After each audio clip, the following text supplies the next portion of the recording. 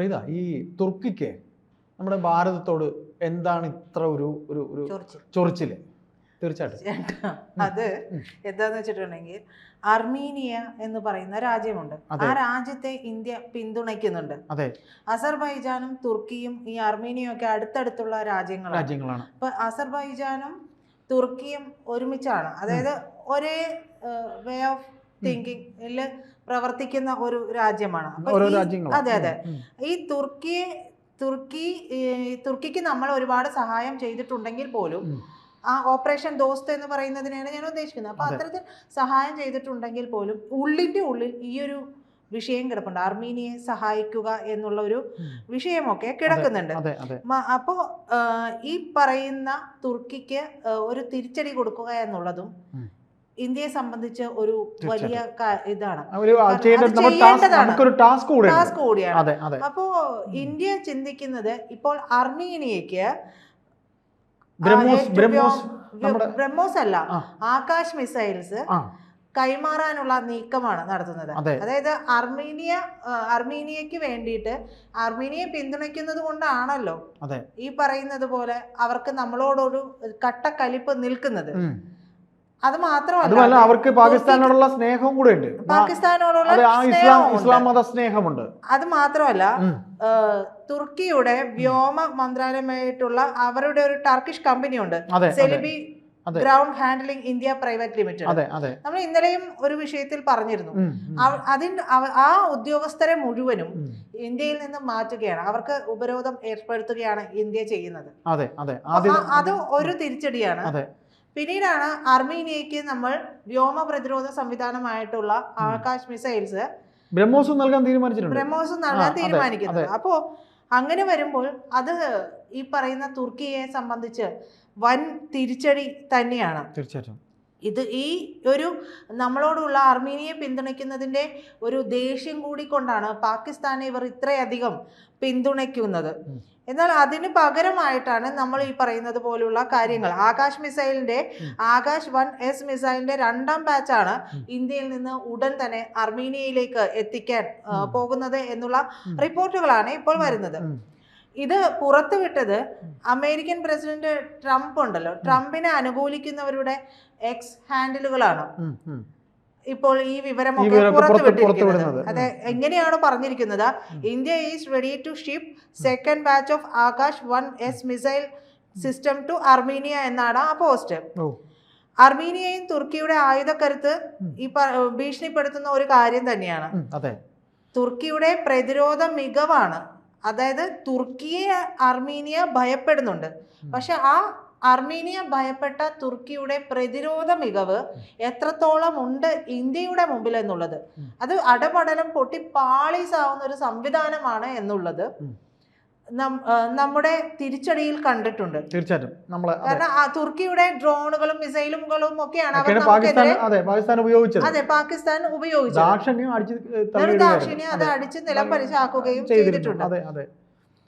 അതിന് കാരണമായത് റഷ്യയുടെ കരുത്താർന്ന ഈ പറയുന്ന റഷ്യൻ സംവിധാനങ്ങൾക്കൊപ്പം ആകാശ് മിസൈലും കൂടിയായിരുന്നു.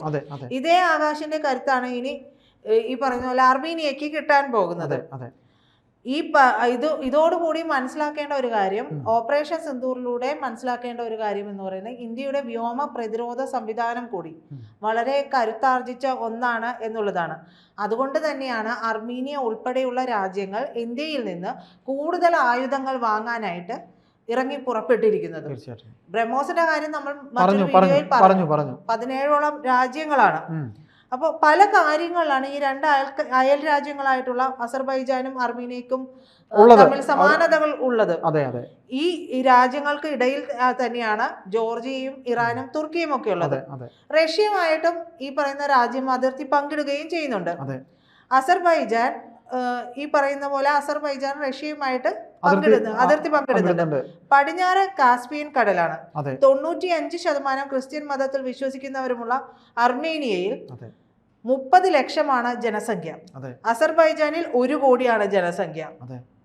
ഇതിൽ 99% മുസ്ലിമുകളാണ്. മുൻ സോവിയറ്റ് രാജ്യങ്ങൾ തമ്മിലുള്ള സംഘർഷത്തിൽ റഷ്യക്ക് റോളും താല്പര്യവും ഒക്കെയുണ്ട്. അപ്പോൾ തുർക്കിക്കുമുണ്ട് ഈ പറയുന്നത് പോലെ സാമ്പത്തികമായിട്ടുള്ള രാഷ്ട്രീയമായിട്ടുള്ള താല്പര്യങ്ങളൊക്കെ. ഈ കയ്യേറ്റം ചെയ്യപ്പെട്ട പ്രദേശങ്ങളൊക്കെ സ്വതന്ത്രമാക്കാനും സ്വന്തം മണ്ണ് സംരക്ഷിക്കാനുമുള്ള അസീറിയ സഹോദരന്മാരുടെ പോരാട്ടത്തിനൊപ്പമാണ് ഞങ്ങൾ എന്നാണ് തുർക്കി പ്രസിഡന്റ് ആയിട്ടുള്ള തയ്യിബ് എർദോഗന്റെ പഴയ വാക്കുകൾ പറയുന്നത്. അതുപോലെ തന്നെ തുർക്കിയുടെ പിന്തുണ ഇക്കാര്യത്തിൽ അസർബൈജാനും ഉണ്ട് താനും. അപ്പോൾ അർമീനിയക്കാണെങ്കിൽ പരോക്ഷമായിട്ട് റഷ്യയുടെ പിന്തുണയുമുണ്ട്. പക്ഷേ അവർ ഒരിക്കലും സൈനികമായിട്ട് സഹായിക്കുന്നൊന്നുമില്ല. എന്നാൽ അസർബൈജാനെ തുർക്കി എല്ലാ അർത്ഥത്തിലും സഹായിക്കുന്നുണ്ട്. റഷ്യ പിന്തുണയ്ക്കുന്നുണ്ടെങ്കിലും അർമീനിയയെ സഹായിക്കുന്നില്ല, സൈനികപരമായിട്ടോ ഒന്നിനും സഹായിക്കുന്നില്ല. നേരെ തിരിച്ച് തുർക്കി അസർബൈജാനെ ഈ പറയുന്ന പോലെ എല്ലാ അർത്ഥത്തിലും തന്നെ സഹായിക്കുകയും ചെയ്യുന്നുണ്ട്. ഈ ഇരു രാജ്യങ്ങളും തമ്മിലുള്ള സംഘർഷത്തിലേക്ക് തുർക്കി കടന്നു വരുന്നത് 2016 യുദ്ധത്തിന് ശേഷമാണെന്നാണ് പറയുന്നത്. 2020 വീണ്ടും ഇരു രാജ്യങ്ങളും തമ്മിൽ ഏറ്റുമുട്ടിയപ്പോൾ തുർക്കി അസർബൈജാനാണ് പിന്തുണ നൽകിയത്. സാംസ്കാരികതയാണ് ഈ ഇരു രാജ്യങ്ങളെയും തമ്മിൽ ചേർത്ത് നിർത്തുന്നതും. ഭൂരിപക്ഷം അസീറിയൻ ജനതയും വംശീയമായിട്ട് തുർക്കികളാണ് എന്ന കാരണമാണ് അന്ന് തുർക്കി പറഞ്ഞ ഒരു നയം. അത് തുർക്കിയിൽ നിന്നും ഇസ്രായേലിൽ നിന്നും അസർബൈജാന് ആയുധ സഹായം ലഭിക്കുകയും ചെയ്യുന്നുണ്ട്. അത്യാധുനിക ഡ്രോണുകൾ അടക്കമുള്ളത് ഈ പറയുന്നത് പോലെ അവർക്ക് നൽകുകയും ചെയ്യുന്നുണ്ട് അസർബൈജാന്. അതെ, അങ്ങനെ ഈ ഇരു രാജ്യങ്ങൾക്കും ഇടയിലുള്ള ഈ അർമീനിയ എന്ന് പറയുന്ന രാജ്യത്തിനോട്, അർമീനിയ എന്ന രാജ്യത്തിനെയാണ് നമ്മൾ കൂടുതൽ പിന്തുണയ്ക്കുന്നത്. അവർക്ക് നമ്മൾ ഈ പറയുന്നത് പോലെ കൂടുതൽ ആയുധങ്ങൾ നൽകാനും ഒരുങ്ങുന്നുണ്ട്. അതുകൊണ്ട് തന്നെ അതെ, തുർക്കിക്കിട്ട് അടിക്കാൻ കൂടി വേണ്ടിയാണ്. അപ്പൊ തുർക്കിക്ക് സ്വാഭാവികമായിട്ടും നമ്മളോട് വൈരാഗ്യം തോന്നുക സ്വാഭാവികം. 2020 സംഘർഷത്തിൽ അത്യാധുനിക ഡ്രോണുകൾ അടക്കം വലിയ അളവിൽ ആയുധ സഹായം അസർബൈജാന് തുർക്കി നൽകി. അന്ന് വെടിനിർത്തൽ പ്രഖ്യാപിക്കുന്ന ഉടമ്പടി ഉണ്ടാകുന്ന ഘട്ടത്തിൽ റഷ്യയുടെ മധ്യസ്ഥതയ്ക്ക് പുറമെ തുർക്കിയും രംഗത്ത് വന്നു. തുർക്കിയുടെ ആയുധങ്ങൾ അസർബൈജാന് വലിയ അനുഗ്രഹവുമായിരുന്നു.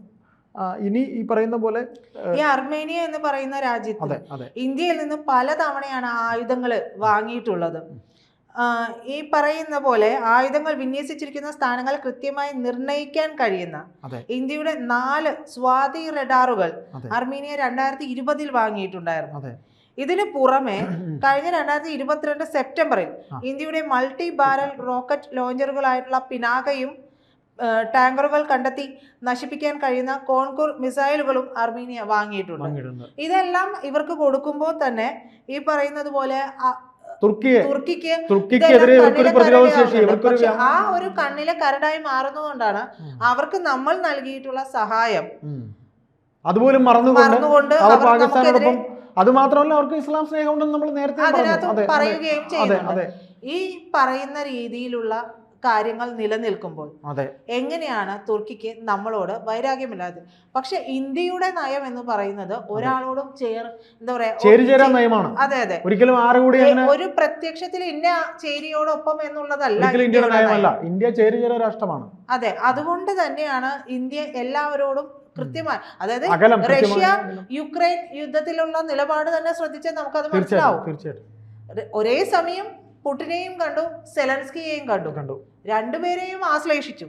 രണ്ടുപേരോടും നമുക്ക് പറയാനുള്ള നിലപാട് നമ്മൾ കൃത്യമായി പറഞ്ഞു. 1947 സ്വാതന്ത്ര്യം കിട്ടിയ കാലം മുതൽ തന്നെ ഇന്ത്യ അങ്ങനെ തന്നെയാണ്. ചേരിചേരാ രാഷ്ട്രം എന്ന പേര് തന്നെയാണ് ലോകരാജ്യങ്ങൾക്കിടയിൽ ഇന്ത്യക്കുള്ള ഇന്നുമുള്ള മതിപ്പെന്ന് പറയുന്നത്. അതെ, പക്ഷെ അത് കുറച്ചുകൂടെ ശക്തമായി പ്രകടിപ്പിക്കപ്പെടുന്നത് ഈ സമയത്താണ് എന്നുള്ളതാണ്. തീർച്ചയായിട്ടും.